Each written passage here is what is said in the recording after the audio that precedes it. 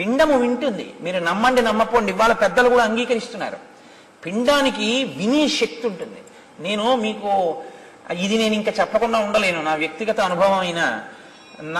నా ఇంటికి ఒకనకొకప్పుడు కాకినాడలో ఒక దంపతులు వచ్చారు. వాళ్ళు అమెరికాలో ఉంటున్నారు. ఆవిడ పెళ్లి ముందు నుంచి ఏదో నేను చెప్పిన మాటలు ఆవిడకి ఏదో పాపం మంచివి అనిపించాయి. ఆవిడ వింటూ ఉంటుంది సీడీలు ఎప్పుడూను. ఆవిడ కాకతాళీయంగా ఆవిడ భర్త గారికి కూడా అంతే ప్రీతి నా సీడీలు ఎందు. కాబట్టి ఇద్దరికీ అదే పని, అస్తమానం వింటూ ఉండేవారట అమెరికాలో. వాళ్ళిద్దరికీ వాళ్ళ అనురాగ ఫలితంగా ఒక శిశువు ప్రాణం పోసుకుంటోంది ఆవిడ కడుపులో. ఆవిడ ఇవే వింటూ ఉండేవారు, అదే పనిగా వినేవారు.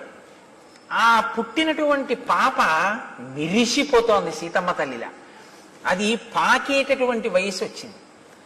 ఆ పాకేటటువంటి పిల్లని తీసుకుని వాళ్ళు ఒకసారి నన్ను చూడడానికి వచ్చారు, మీరున్నారులా ఉంది. ఆ పాపను తీసుకుని మా ఇంటికి వచ్చారు. నాకు పేర్లు జ్ఞాపకంలో ఉండవు.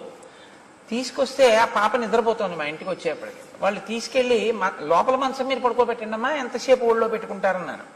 లోపల పడుకోబెట్టారు. దానికి తెలివి వచ్చింది. తెలివి వచ్చిన తర్వాత తీసుకొచ్చి వాళ్ళ అమ్మగారు కింద దింపారు. దింపితే నేను అంత దూరంలో కుర్చీలో కూర్చుని మాట్లాడుతున్నాను, వాళ్ళు కూర్చుని మాట్లాడుతున్నారు.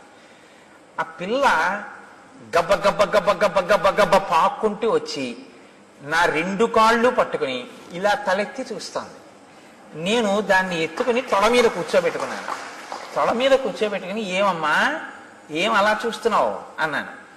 అది ఇంట్లోంచి వెళ్ళిపోయే వరకు నేను మాట్లాడుతుంటే అది నా నోటి వంక ముఖం వంక అలా చూస్తూనే ఉంది.